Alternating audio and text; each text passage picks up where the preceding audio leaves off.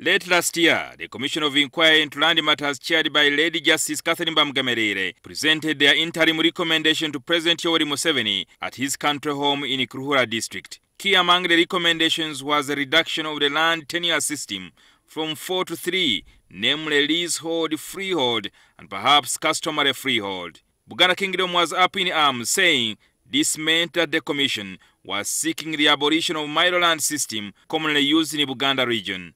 The Uganda Law Society and the think tank, the Frederick Ebert Stiff Tank, called a dialogue on the interim recommendations in Kampala. Buganda Kingdom Katikkiro Prime Minister Charles Peter Mayiga took issue with the matter of mailo land. The interim recommendation is about mailo land. Is that logical? Is that logical? Where do you get this? Where do you get it? Because a commission must make findings premised upon the findings. It's that simple. They never tell you to give your views. No. That's not what the law says concerning commissions of inquiry.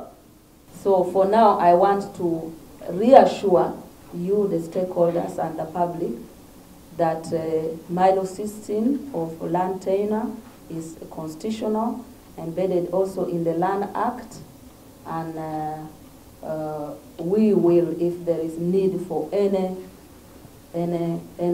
reform and a recommendation comes in respect to it, we shall go through all the relevant consultative process. We need to look at, in the long term, holistically, and get practical issues, practical solutions that resolve some of the land sector issues.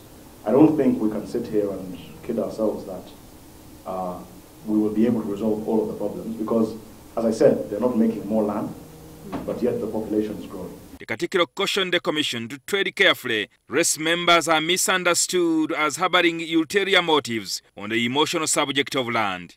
I want to trust people until they give me reason not to trust them.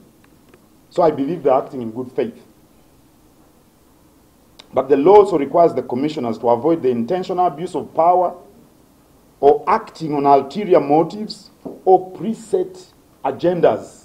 Earlier, the Commission was criticized for sometimes coming off as too harsh to some witnesses and appearing to be biased. They are compliant with the minimum standards of natural justice, which, as we all know, are A, the rule against bias. The Katikkkro says the Commission should treat all people who appear before it with fairness. The Commission is therefore bound by Article 42 of the Constitution to treat all persons appearing before it justly and fairly.